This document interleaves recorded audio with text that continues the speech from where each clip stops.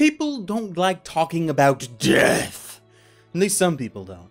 Religious people talk about death all the time. You gotta do good things in your life. You gotta be a good person, because if you're not, boy, you're going to hell. Anime doesn't usually touch on this subject, though, to a large extent. Sure, there are anime about death. There are even entire anime dedicated to the act of killing and dying. But I don't think they really focus on the aftermath of all that, because it's not really that interesting. The mindset is that it's a lot more interesting to talk about what someone did in their life before death, not so much what they do after in whatever version of afterlife this author has concocted. So, the Riders of Death Parade must have begun. Why don't we talk about a temporary purgatory, an analogy for the gates of St. Peter, as it were. It's like the best of both worlds. Why don't we have stories about people's lives, and then have other characters judge those lives to see if they are worthy? What began as a one-off OVA for the Anime Mirai event in 2013, an event designed to showcase upcoming anime talent, has now turned itself into a full-blown anime series. Ladies, gentlemen, and others, my name is Arcada, and welcome to Class Reflection today! Studio Madhouse's Death Parade. Let's jam. On the off chance you never watched my first reaction when it was airing a couple of months back, here's a little bit of plot regurgitation. Spoilers for the first couple of episodes, by the way. Death Parade takes place at a bar, and not just any bar, a bar between life and death called Quindecim. I wasn't lying about the Gates of St. Peter thing. Quindecim is a place where the recently dead come, usually in pairs, to play a game with one another. Under the supervision of an arbiter, in our case the stoic Decim, the players must compete to win in a game that they believe will cost them their lives. However, similar to the Sixth Sense, these people do not know that they're dead, and the games are designed to mentally back the players into a corner just to see what they'll do, to see the true essence of their character. Then, they are judged, sending their soul for reincarnation or the void. While this sounds like a very black and white thing, if you know anything about humans, there are always various shades of gray. While on the surface the show is episodic, with each new episode bringing in 2 new characters to tell their stories before being judged, there is also the ongoing story about the black-haired woman, named for her hair because the show doesn't actually reveal her name until, like, the very end. She arrived in Quindecim alone and without her memories. As such, she was deemed unable to be judged and set to work as Decim's assistant,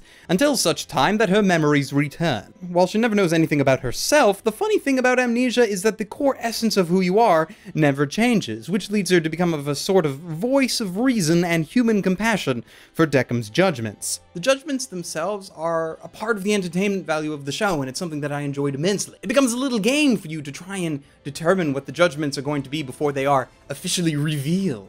It leads to a large sense of satisfaction when you are right, and also a sense of horrid dread and confusion when things don't go out the way you thought they would. Like I said, nothing in this show is black and white, and one of the things that had me both pleased and gasping, "Why?" was that not even the arbiters are infallible. They make mistakes, and if you are lucky, they admit to them. To err is human after all, even if the arbiters technically are not. One of the things I didn't like about the show, though, is that we have this interesting setting, right? We have this bar in purgatory, but we know literally nothing about why or how it came to be. We have arbiters that judge the souls of the dead, but why?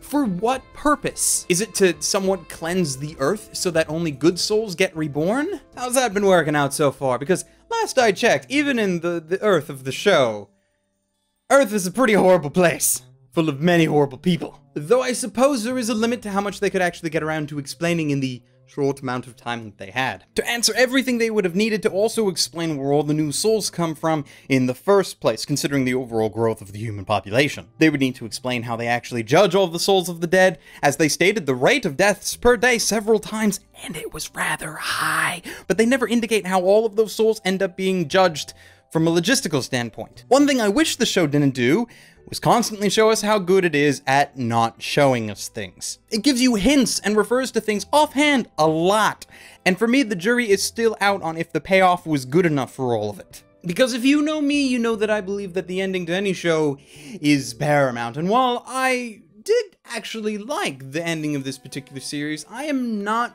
fully sold on how it got to that ending. There are a lot of seemingly important plot points that by the end of the show are either entirely ignored or just don't have any effect whatsoever on the plot as a whole. There is an entire arc with a secondary arbiter that ties into nothing directly and is only there to both massively pull on the viewer's heartstrings and to solidify the fact that arbiters make mistakes, even though that was kind of already made clear beforehand. The show is very character-focused. It's about the lives of the people being judged. It's about the present status of the black-haired woman. It's slightly about the arbiters and how they should go about making their judgments, but that is of lesser importance than the previous two. What I think would have done better is if they didn't flip-flop between an episodic series and one that focused on the individual stories of its main characters. To me, Death Parade is at its best when it's delving into the lives of the secondary characters, the random strangers. How Decim and the black-haired woman react to these strangers is what made me recommend this series so highly back when I first watched it. It reminds me a lot of shows like Mushishi and Bartender, where you have a main cast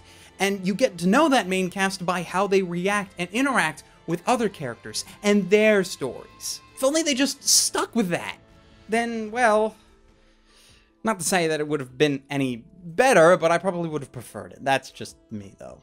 As far as the animation style goes, I do like just how, well, this is going to sound contradictory, but how colorfully muted it is. Watching these stories, you really get to see a variety of colorful characters, even if the actual color of the art is much more toned down. When not delving into the lives of the game players, Death Parade likes to stick to the darker tones. Heavy shadows, lots of purples, reds, and blues to give that kind of surreal, haunting feel, possibly adding to the uneasiness of the characters themselves when they arrive. I also like the eyes.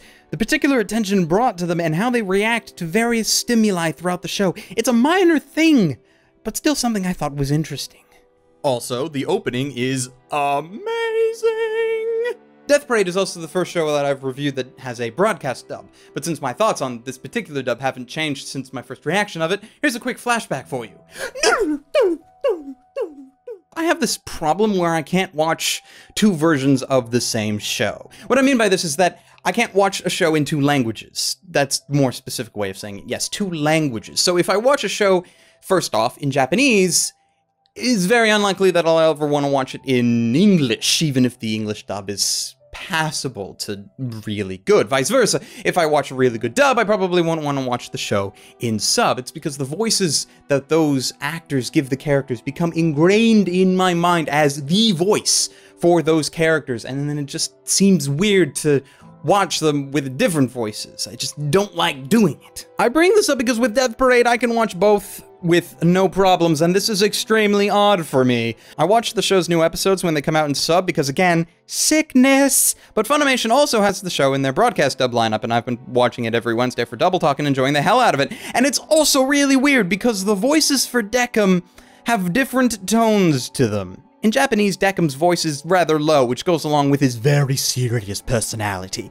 But Alex Organ for the dub doesn't play Decim that deep, and it's much mellower, yet still emotionally distant, and they both work. And I just wanted to bring that up because it's fascinating to me. So enough about the past, what about the future? But with how the series ended, I would be perfectly happy if we never got a sequel. For all of its flaws, it still ended better than most. That said, though, I still kind of hope we get one, even if it's just another OVA like Death Billiards. I don't know, I was half expecting this guy here to show up last minute and just wreck shit, because things are not going his way, but nothing ever came of that, which I thought was odd considering the build-up in his subplot. That it just kind of died. They could very much, however, just create a new season and continue with the episodic nature. Heck, it could even still be within the continuity of the existing series. Because, hey, we don't know how many people they judged within that time. It could have been dozens or hundreds. What we do have, though, I can say, is worth the watch. And it might even be worth the purchase when it finally comes out. So with all that in mind, I present Death Parade with a recommendation to buy it. There were too many extraneous plot elements left behind for me to fully recommend it as certified frosty, but it still was most definitely one of the best anime of last season, and I would say a damn strong contender for best of this year. though the year's not over yet, so the jury's still out on that. At the time of this video, Death Parade has been licensed by Funimation Entertainment with what I assume to be a home video release forthcoming, though the entire show is available for free in sub on their website if you happen to have access to it. And as I say this, the majority of the broadcast stuff has been released, though that's behind their subscriber paywall.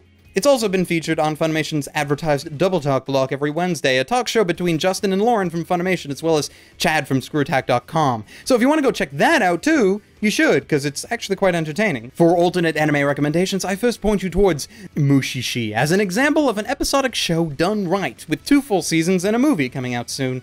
Second recommendation goes to an old favorite of mine, Bartender, which is almost identical to Death Parade, just minus the whole death thing, minus the whole game thing, and a lot more focus on alcohol in general. Okay, so they're not identical, but they are very similar, and if you can find a copy of it somewhere in the bowels of the internet, considering that it's currently unlicensed, then I recommend you check that out. And that's it from me. Please subscribe if you enjoyed the video, follow me on Twitter if you feel so inclined, and hey, if you like what I do here and feel like helping out, please consider going and checking out my Patreon page, and if you can feel it within your heart, and I'm talking way too fast, please consider donating. Wow. I thought I could get away with that and like cut the time in half because I've done that line so many times. I don't know if it worked. I'm probably going to be watching this later, or somebody's going to be watching this later and be like, no, that was too fast. You got to slow down. But I won't, because that'll take too much time. And that goes against what I was trying to do there. Anyway, very special thanks to Grace Anderson, Jack the Nekomimi Taku, Dog Crow the First, and the Sly Dragon 93 for donating. Already, you guys are seriously amazingly awesome, and every other word that I could possibly think of off the top of my head, but haven't in this particular juncture. But anyway, you guys are amazing, and I love you all. Seriously. Seriously. And until next time, ladies, gentlemen, and others, stay frosty. Bye!